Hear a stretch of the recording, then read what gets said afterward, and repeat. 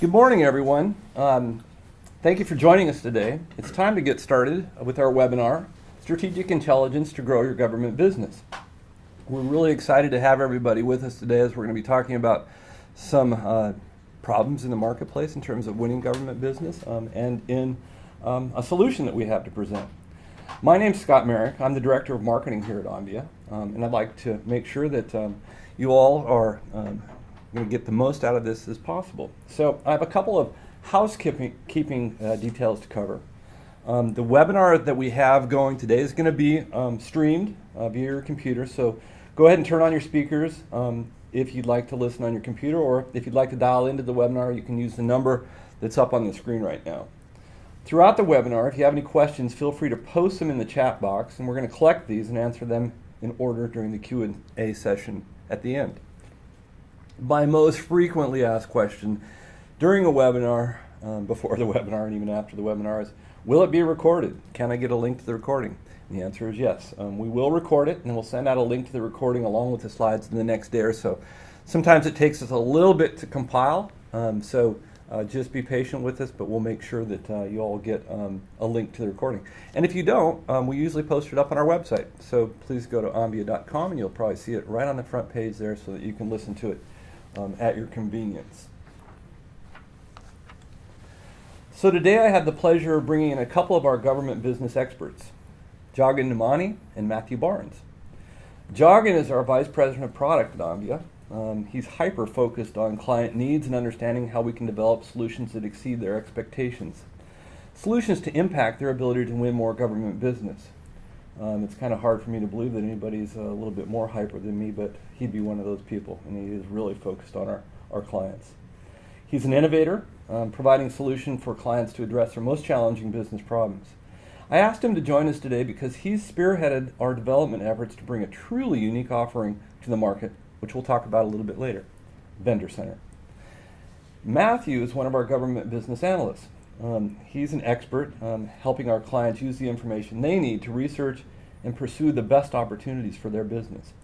I asked him to join us today because he's recognized by our clients for his ability to consult with them, to create winning strategies for their business, to win more government contract opportunities. He's also one of our solutions experts, so whenever we're trying to test out something, we go to Matthew. He can wring out products better than anybody I know, and so he has some really good first-hand knowledge of our new solution, Vendor Center. So welcome, Matthew and Jagan. Thank you, Scott. All right, so I want to start our discussion today. We're going to talk about a number of areas.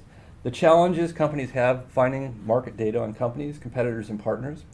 We're going to talk about how they use competitive and channel intelligence to develop winning strategies for government contracts. We're going to identify some of the challenges of gathering and dissecting data to make it actionable.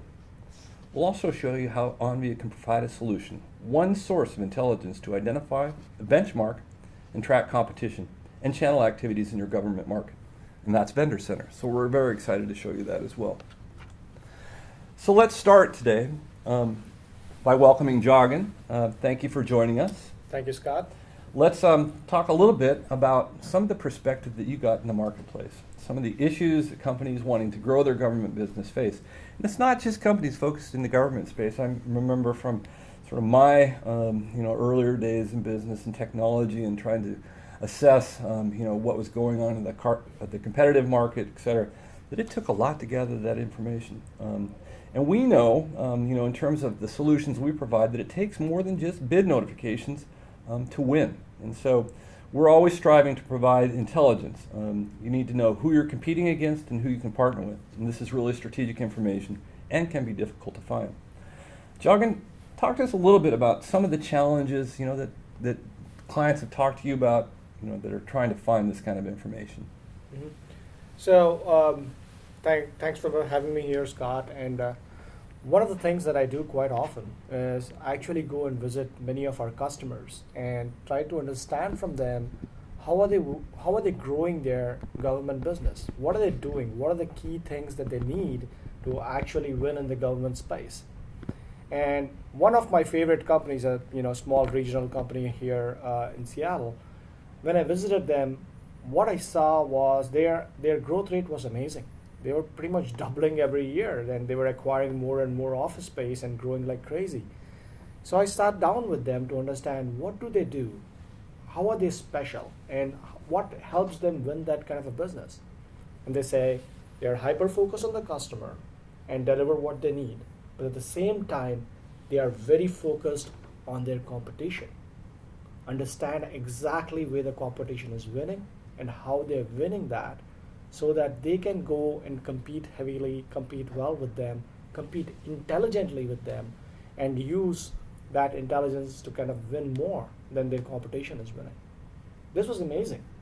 Now when I take that same knowledge and I go back to some of our bigger national, regional customers and try to find the same thing on if they are getting that kind of intelligence, I don't find that answer there. They usually struggle. They usually don't get that kind of intelligence coming back to them.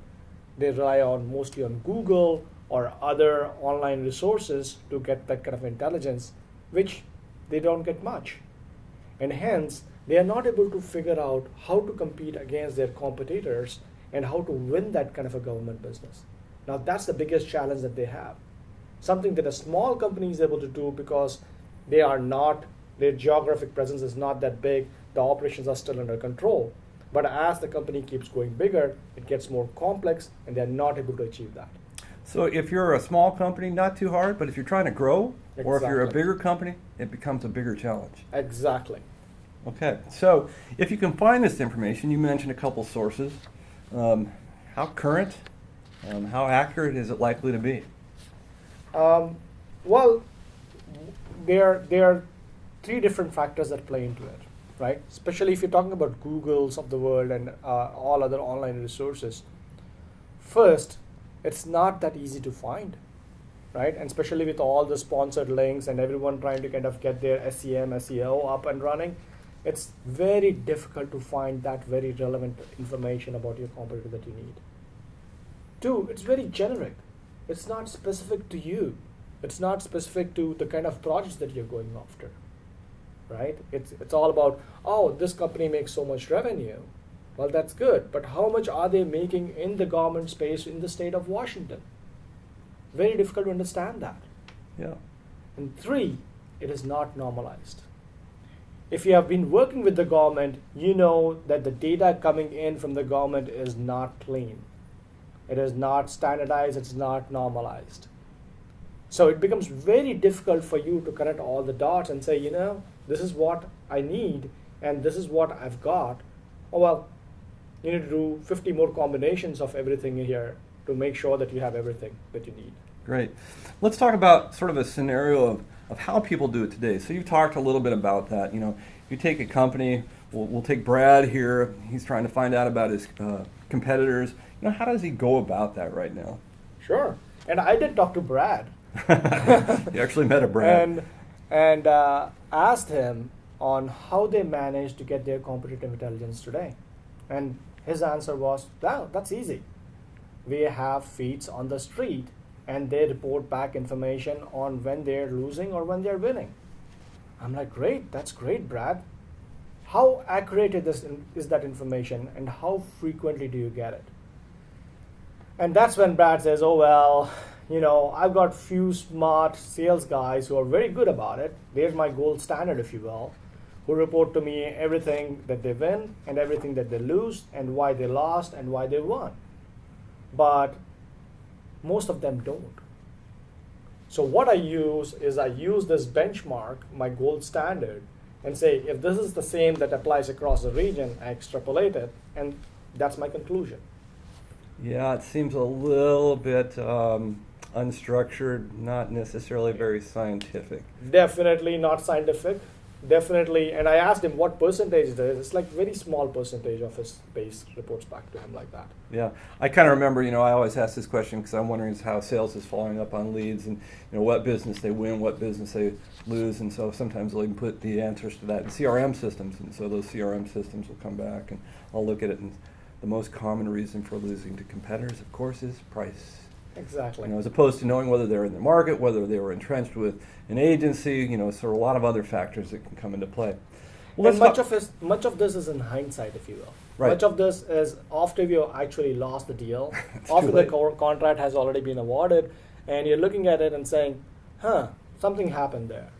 Usually it might be price, right? Yeah. And feet on the streets can just do so much. That's you right. know? It's hard to quantify it. really Hard to hard to measure quantify. it. So let's talk about a better way.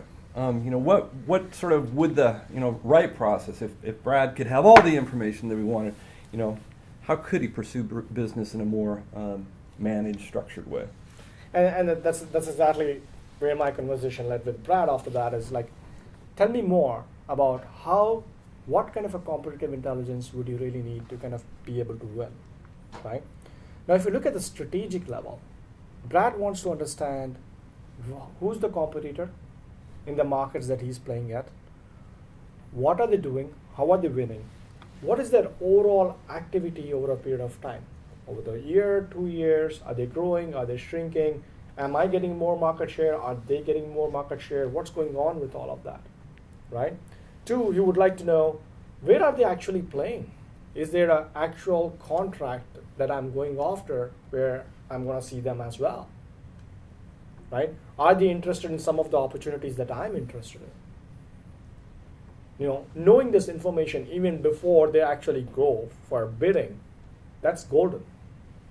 The third thing you would like to know is when they actually bid, what kind of a products do they bid with, and what kind of prices do they offer, right? And know that when have they won, and what kind of a term contracts do they have, and when are those term contracts expiring. Now, this is like all the information about the competition, right from the time they show interest in an opportunity, to the time to win it, to the time it comes for renewals.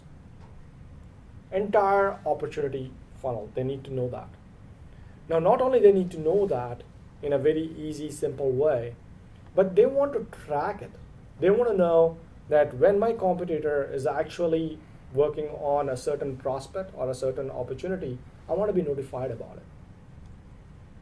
And not only that, I want to benchmark myself against them. I want to benchmark against them so that every month I'm able to see, am I winning more awards or less awards? Am I getting a bigger market share or less market share? I want to benchmark against them every month, every quarter, every year, so that I'm on top of my business. Yep. And that's how I'm going to grow my market. Takes a lot of time, though, doesn't it? Yeah, today it does. Yes. All right. Well, we'll talk about how we can fix that in a little bit. But let's move on to sort of one other area. When you think about growing your business, there's really about 3 ways to do it. You can win more business. We've talked about winning from your competitors, taking market share from them. And the third way is really developing your partners, developing the channel, trying to create people that are going to sell your offering. So there's another challenge there, I would imagine, similar to what happens in the competitive marketplace. Talk to us a little bit about, again, some of the challenges that people have trying to analyze their market to find the best sort of partnering opportunities. Definitely. So I've talked to customers who have an established channel or a distributor, and companies that are trying to grow their footprint. They're a regional player, but they want to be a national player and want to grow their footprint. In many of these cases, what I've found is they have the opportunities. They know what government opportunities they are best suited for and what they want to pursue. Then they take all those opportunities and send it to their channel. And in return, they get pin drop silence. Nothing. No information. And they look at that and say, well, are they really going for this or are they not? And if they are going for this, are they going for this with my product or my competitor's product? Because they're very well aware that their channel partners are not solely working with them, but working with everyone else. Now, in this case, what they want to know is, I want to understand really that my channel partner who gets all these opportunities from me is actually dedicated towards selling my product and actually pursuing these kind of opportunities. They can't do that today because they have no information or no visibility in what their channel partners are doing. Yeah, I remember the best measure for us was Oh, was it the partner meeting their forecast? But it really didn't say anything about what's the number of opportunities in their market, or do they have a share of that market? Yeah. You know, how many of our products versus their products are they selling, as you mentioned before? So it's a hard process. And not only that, if you are in a certain region, let's say you're not in the state of Washington and you want to expand into the state of Washington, how do you do that if you want to if you rely on your distributors? Is your distributors the right mix of distributors to kind of use to kind of expand? Okay. Or is there a stronger player in Washington that you want to go play with? Now, these are the key strategic questions that many of the our clients struggle with when they're trying to kind of find the right distributors or manage the performance of the distributors. And they need intelligence, they need data that could help them actually build a custom list of vendors that they want to work with, distributors that they want to work with, and be able to track that to see, I sent 10 opportunities to these guys. Does this guys show up on the plan holders list for this? Did they actually try to bid for it? If they bid for it, did they bid with my product or with my competitor's product? Right? If I want to go expand into other states, can I find minority-owned, women-owned business that I can partner with? Or can I find a heavy-hitting distributor who has a majority of relationships with agencies in that area? Can I find them? Can I kind of develop my distributor, my channel partners in a very proactive, strategic way? Yeah. So this seems like there's some good steps on both the competitive intelligence side and the channel intelligence side. But one of the problems with that is data. And so we know that data is everywhere.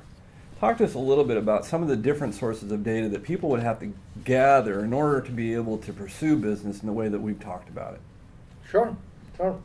Now, when you work in with the government, you know that there are many levels of the government. Especially if you kind of keep federal on the side, if you talk about state, county, local, school districts, there are many different agencies. 50 states, 50 different type of procurement standards, if you will, and within that, thousands of agencies. And within that, many more thousands of purchasing entities. All have their own rules, all publish their data the same, a different way, their own way, if you will. All might call the same vendor by a different name. Now, it becomes very difficult and very challenging to go across so many different agencies and so many different ways of posting their data and so many different standards to kind of understand what kind of opportunity is my competition going after and what is it that I'm going after. So that's on the agency side. Then there are 4 more aspects. So there are 5 aspects total. First is the scope of the problem. It's huge. The second is the kind of information types that come out of there. There's a lot of procurement info that comes out. There's bids, bid results, plan holders list, so many awards, term contracts, so much information comes out of them in a very non-standard, in a very, custom way, if you will. So that's the second biggest problem. 1, there's so many data sources. 2, there's so many different information that they put out, which is all not standardized. The third one comes in is, third and fourth actually, would be where you have a lot of award data. You want to understand what was awarded and who was it awarded to. At the same time, much of that award data is a recurring award or recurring contract. You want to understand what's that recurring contract about and when is it going to expire, and do I have a chance of actually unseating this incumbent when it's about to expire. Now, if you put all of that activity together and then try to kind of normalize it to a vendor or a channel, that's where you get channel and vendor activity. It's a lot of data, lot of complexity, lot of non-standard, non-normalized kind of a data. That becomes the most challenging aspect of it. So the biggest challenge is, okay, there's a lot of data everywhere. It's not normalized, clean. How do you take all the dirty data and what do you do with that? That becomes the second challenge. So what you need to do is take a lot of transactional bits, data, and all this stuff, and be able to say, okay, out of this ocean, let me try to normalize. Let me try to clean this data up so that my awards, my bids, my plan holders results, everything is presented in a standard way from all different agencies coming in. If you don't have that, you're going to miss stuff, right? Exactly. And the second biggest problem there is where vendors are called in a different name. Like AT&T, we've found many different ways AT&T is being spelled out. So if you are on Google and trying to search for the awards won by AT&T in the government space, good luck. Because you have to imagine 500 different combinations in which AT&T was spelled in. Right? So you take all this information, you look at the vendors, you say, oh my God, it's all over the place. Then you normalize the vendor name so that AT&T shows up only once in all that information. Then you kind of add all the agency and company contact information to make sure all of that is normalized, all of that is clean. You look at the historical data as far as you can go, and you look at the forward-looking data in terms of term contracts, and you bring all of that together. Once you have done all of that, much of the data is clean now. Much of the data is clean, it's all linked together, it all points to one source so that you can go in and find out what AT&T is doing when it comes to government procurement. So that would be pretty daunting for any organization to do by themselves. Exactly. You know, it takes a lot of data scientists, intelligence, fuzzy matching algorithms, and things like that, and quite a bit of investment to kind of be able to pull this off together. Yeah. Well, so let's talk about our clients and about our data and how we're using it to help companies access the information that they need to do the things we've talked about, identifying the companies in their market, benchmarking them, and tracking what they're doing. Sure. Vendor Center. Yeah. That's our solution. Yeah, and it's I'm super excited about this project because we've been working on it for quite some time now, especially with the aspects of gathering data from everywhere and taking the dirty data and actually normalizing it, cleaning it, so that it can bring out meaningful intelligence for our customers. Now that's been the most exciting part. And now we are close to kind of having achieved that goal, and our product Vendor Center, that which Matthew Barnes is going to be showing you in a bit, has that, and we have achieved that. So I'm super excited about this project. Yeah, and it's all in one spot. So, I mean, we've really talked about this challenge where it's really difficult to get this. And so if you're in a large or small organization, it is really hard to put everything in one place. And so huge advantage for our clients in using this kind of information to be able to have that intelligence that they need to be really understand the competitive marketplace, the customers in that marketplace, and their channel. Definitely. So let's talk about Brad and Julie for a second, Scott. And we talked about all the challenges they have. Brad believes on feet on the streets, and Julie believes in God and sending it over and hoping that they're actually pursuing the opportunities. Now, Brad will be able to come into Vendor Center and actually identify all the competitors that they compete with and track them and benchmark their performance against them.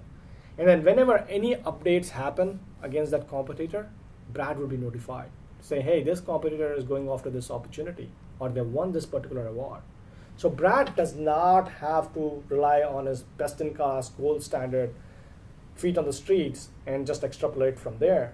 Rather, Brad can rely on all the publicly available information and the power of that information coming to him in one click. It's incredible. And now Julie, on the other hand, can actually go and build her channel list this time. She can build her channel list, and she can, track her channel list on an ongoing basis. So whenever she sends an opportunity and she knows bids are due, she wants to see if these guys are on plan holders list or bid results, she can find that information. Yeah. And she can also see if they are quoting her product or her competitor's product. So Julie has much more information also, all in a single click. Yeah, and pick the best partners to go after, those ones that are Exactly. entrenched, the ones that are winning business, as opposed to, they might be a good one, sort of the guessing game that many corporations go through. Well, let's move forward. Let's do a little switch over. I'm going to change over to Matthew Barnes, who is going to help us walk through this actual offering. So now, where we're at now is we're logged into the database, into Onvia's database, and I'm on the tab for Vendor Center. And what I have done is used the NICS code to pull up a list of vendors that are specific to the hardware supply vertical. So kind of the scenario that I'm taking is, say that I'm a hardware manufacturer and I want to identify the other vendors that are successfully working in these public sector markets. And so I'm going to start at a high level, do a nationwide view, do kind of a broad search. I use the NICS code 4237 to pull up a list of the vendors, and then I have sorted this list of vendors by the activity in the past 12 months. So basically what I've done is pulled up to get an idea of who plays in my market space in the same NICS category as a start point. So what I can do from here, once I've got a list of the vendors and just kind of verify that the data is tracking, to drill in a little bit, I can click on the actual name of these vendors to get an idea, more of a visual representation, an idea of where these vendors are playing. And so HD Supply as an example that I'll start with by clicking on their name. I pull up a heat map to find out by geography where is the majority of their activity showing up. So at a quick glance, looking at this information, based on the information that we've gathered from the past 3 years that has been published, I can draw some fairly accurate conclusions about this vendor. So the first thing I notice is Texas and Florida, that there's a lot of activity in Texas and Florida, followed by Washington and California. And so this gives me an idea of where a lot of the activity, the awards, the agencies are working with are located. Second that I can observe just by glancing at the map is that they're nationwide. So they're bigger than a regional player. This isn't a small company. This is somebody that's nationwide because they're showing up in all the states across the US. And kind of a third conclusion that I could draw is that they are less present in the Northeast states.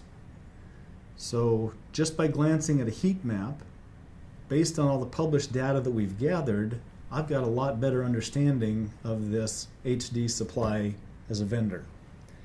And then on the right-hand side in the box there, what we've done is summarize based on the award values that are published. We can get a feel for the average contract value.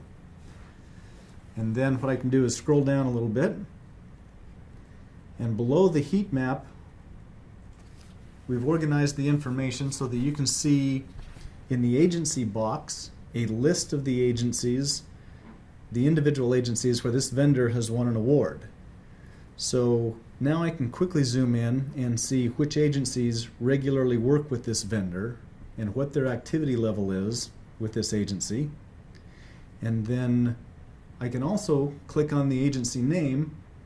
For example, in this case, the City of Tacoma. If I clicked on the City of Tacoma, I could link over to their history of City of Tacoma, pull a decision maker list, and understand the agency a lot better. So not only do I have a view into the vendor, but I can then quickly go to the agencies they're working with and connect the dots. And then, as Joggin mentioned earlier, the award box here has a lot of very specific project data. So it's not generic market information off of Google. This is very specific project and very specific product data, because I can open up the awards, the individual awards, and find out what that agency awarded for that vendor based on what they've published. So now I'll scroll down a little bit further. The next box that we've made available is the list of the active term contracts. So again, based on what's published out there, this gives you a view into what are the current contracts that this vendor is holding. I can see what's active, I can see the agency they're working with, and again I can check and see when that contract ends, when the contract expires, and start to position myself to either partner with this vendor for the time that it comes out, or again, competitive information, position myself for a stronger approach next time. On each of these lists that we've created, you'll notice on the right-hand side there's the ability to export it. So we can pull this out into an Excel format that then you can sort and organize, so it's a lot easier for you to make it actionable. In addition to the contracts that the vendor is currently holding, the active contracts, we also pull up any plan holder lists that the agencies publish. So I can review the list of plans that the vendor has requested, and this can give me an idea of what geographic area are they looking at, or who they might be interested in. So they might pull a plan and not respond, but at least it gives me an idea of what plans this vendor is reviewing. And notice on the right side, when we're looking down through the vendor names, you can see the work that Joggin has done to get it normalized. So whereas one award or plan holder list might be HD Supply Waterworks or Whitecap Construction, all the different variations are standardized and normalized so that we can compile an accurate and usable list of information to see where this vendor's playing. And then the final area of the box on the vendor, the final area that we pull up are the published bid results. So this can give us specific pricing information, and based on the bid results that are published, actually break out line item results.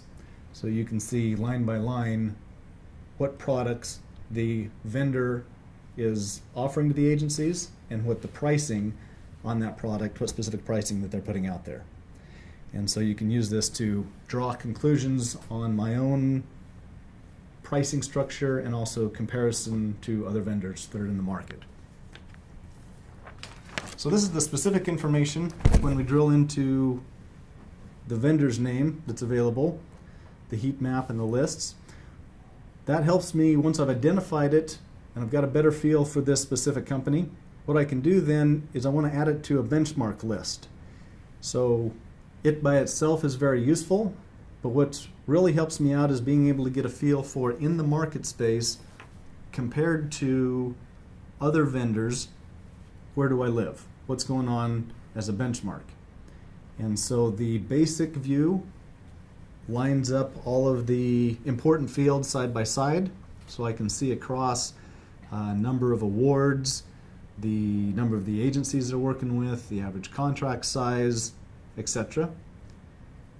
And then the other tab here that we make available is a chart view. And so the bubble map, the chart view, makes it a lot easier to get a visual based on the published data of how much of the market each vendor has. So again, want to make it easy, make it actionable for our clients to get a quick understanding of where each vendor is playing, the size of the market that they have, and this can help me decide whether I want to avoid a market or enter a market, and then possibly partner with somebody who's established, as Joggin was saying about on the channel side, if you see someone that's successful and strong, people that you'd want to partner with, or possibly a growth strategy of acquiring a company. So if I can see a market where I'm not in, the possibility of acquiring a local business might be a good way to increase my growth. And then once I've identified the agencies or the vendors that I'm interested in, and I've got a benchmark, so I've got a fairly good idea of where these vendors are playing, then the important thing is to track them. And on an ongoing basis, I can add these to a tracked list and keep an idea of when are they showing up next, when's the next award, when is the next contract or the plan holder list that shows up, so I can use the tracking information to stay dynamic, to stay on top of the information of these vendors to see where they're playing. So Onvia adds a lot of value to that raw data. We make it easy to connect the dots, to get all of the related information on the projects, tied to the agencies, tied to the contact lists, connected to the vendor information, and all in one place, give you the context, give you the more complete picture that you need to help more successful strategic decisions. Great. Thank you very much, Matthew. That's really, really insightful information. We've mentioned going along, this is a pretty powerful capability that we're presenting. And the key with it for us is that it helps companies really think about that growth that they want in their market, their business. There's really only three ways to do it. You can win more business, you can win it from your competitors, you can go after new channel partners and grow your channel. So when you think about this offering, it offers you all of those capabilities. So very powerful for us. All right, so let's move to questions. We're going to take those out of our question queue and start off with a pretty easy one, sort of teeing us up. Jog, and I'll let you go forward with this one. What does Vendor Center include? So Vendor Center includes a whole depth of vendor information, and there are thousands of vendors and their subsidiaries, and the work that they do with the government that is publicly available is included in all of that. So you can go in, you can track a company, you can create your channel list, you can benchmark them, and you can get all that information about them, about their government procurement data. Great. Within this data that we're working on, is there opportunities that we're tracking for professional services? And so that's sort of a singular question, but maybe we should talk a little bit about the scope of the information that we have. How broad is it, and what industries do we cover? Definitely, and one of the clients that I was talking to is in the professional services space, more in IT consulting, if you will. And that client wanted to track, all the big consulting companies that actually do business with the government. So we were able to go in and create a channel list with the Deloittes, Accentures, Booz Allen Hamiltons, and PwCs of the world in that channel list, so that our client can see all the IT consulting work that these guys are bidding on and are winning. Now, with that kind of information, he was able to approach his contacts at their firms and say, you know what, you're going on for this project. I have certain set of capabilities that I can offer you, and we can partner on this project. Would you be interested? So much more powerful. And those guys were like, wow, you already knew about these projects. That's great. Let's be a team together. Awesome. So good question in terms of how we gather this data. So how do we gather the data, and how do we make it sure it's current? We've talked a little bit about that, but let's expand on it. Definitely. So we have a big operations here in Onvia where we go through thousands of sources, 30,000+ sources, where we actually go and gather a lot of government procurement information. This is again publicly available information, so we're not actually using something that is proprietary. Publicly available information, we gather a lot of that data, but that's the easy part, if you will. The challenging part there, as I said, is that data is available everywhere. We gather that, but then we have to clean it up. We have to normalize it. We have to standardize it so that we are able to connect the dots for our clients. And that's where a lot of our magic comes in. And that's where a lot of the time and effort that we have spent came in to make sure that all of that is connected and normalized and clean. Yeah. And how many entities, for instance, do we cover in terms of the agencies? So we have over close to 30,000 agencies that we have covered, and about 89,000 purchasing entities within those 30,000 agencies.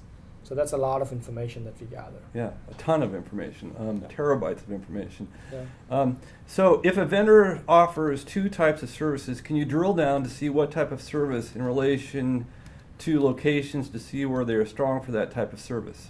Yeah, so we always talk about GE and GE Healthcare and GE Energy as an aspect. You can actually drill down to GE, and then you can select an industry vertical of healthcare just to see everything that that company is winning in the healthcare vertical. And then you can use that. You can make that as your tracked vendor with that kind of filters. So you always see where is GE Healthcare working. At the same time, you can go into GE Energy And instead of choosing healthcare as a vertical, you can choose energy as a vertical and then track them like that. So that kind of flexibility is provided in there. Great. This is a good one. Does Vendor Center have the capability to drill down through prime contract holders to track subcontractors? Well, it doesn't, because much of the information that we get today is on publicly available government procurement data. So all it has is prime contractor information.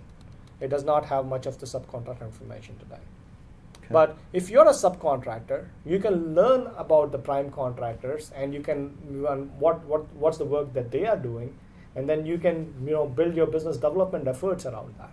Yeah, there's obviously some challenges in trying to find that. I mean, we've talked a lot about challenges today, but a lot of that information is just not available. But to the point of saying, where are the opportunities that you might want to subcontract with? As a subcontractor, this would be a fantastic tool to find out who are the best companies to work with, to try to get partnerships with, to grow your business as well. So very good from that perspective. Exactly. And we work with a lot of environmental firms. They are super excited about it because they work with companies like URS who do a big project, and environmental aspects are one part of that project.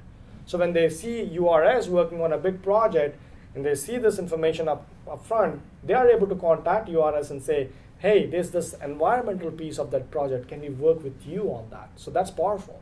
Yep, very good. Can you give more details about the plan holders list?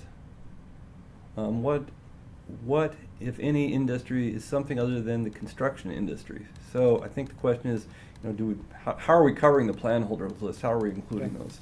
So we basically gather any plan holders list that has been published, right? So if a government agency puts out a bid and there are people interested in that and they get on the plan holders list and they publish that, we gather the information and put it out there. So you could find that plan holders list across many different places. So like HD Supply, Waterworks, that is, you were seeing plan holders list there when they are kind of showing interest and getting on the list there. So it's again publicly available information that we're able to gather, clean, normalize, and put it out there. Right. Here's a nice softball. Does anybody else come close to providing the same kind of services? I don't think so. I don't either. We haven't seen anything like this in the marketplace. We have not seen anything like this in the marketplace. That's very true. Because many of the people, what they do is they gather the publicly available information and just serve it up to you. Right. But they don't put the effort required to clean that data, to normalize that data, to make sure that AT&T is present only once. And they're not missing the other 499 combinations of AT&T from the list. We have put in that effort. We have made that investment so that our clients enjoy the benefits of all the efforts that we have put into place. Not only the value out of the extra effort, but just the basic gathering of the data. All the sources that we cover, all the awards, the bids, the plan holders list, the volume of data that we cover, we're way at the top of the market in the amount of information we're tracking. Totally. Okay. One last question. I want to stay on sort of our 45-minute limit, but this is a good one too. Can clients come in and tailor a solution for their own needs via Onvia customer service? I think, I'll let Matthew talk a little bit about this, but I'll comment on it first. And one of the things that we pride ourselves on is we make sure that our clients are connected to a team of experts. And so every solution that we're providing for companies is tailored to their business. Matthew, you want to comment further on that? Yeah, that's one of the value adds of Onvia. It's not an automated service where you just kind of plug it in and let it run. That you've got people that support you. We ask our clients to let us know if they've got any initiatives, if they're tasked with any specific projects, and we're very custom in helping them build the filters that they need, find the information. We do a lot of training. We do a lot of work with the clients hand on hand to make sure that they're getting the exact information that they need. Great. All right, so we've run out of time for today. A lot of good questions. One last one that's come through a couple of times. I'll try to just sort of generalize to. A lot of people are asking, what does this cost? So the answer to that is, it depends on where you are, sort of what geographies you want covered. So the best way to find out about that, or to get even a quote on it, is to contact one of our business development executives. And then in terms of free trials and the like, In general, we don't offer those, but we'll step you through a good proof of concept that will demonstrate how we can perform in your particular marketplace. So I'd encourage you all to contact us to get more information about how we can work with you. And then, of course, one of the most important questions, when is this available? Okay, so this is actually an offering that we are just about to release. So it's going to be coming out in November. We've got some information about it on our website right now, so you can see a little bit of a review of it. And of course, then we'll be sending out these slides and a recording to all those that registered in the next day or so. So I want to thank you all very much for joining us. I want to thank Joggin and Matthew for helping with today's presentation. And please feel free to reach out to either one of them or myself if you've got further questions. We appreciate your time, and we'll look forward to talking with you in the very near future.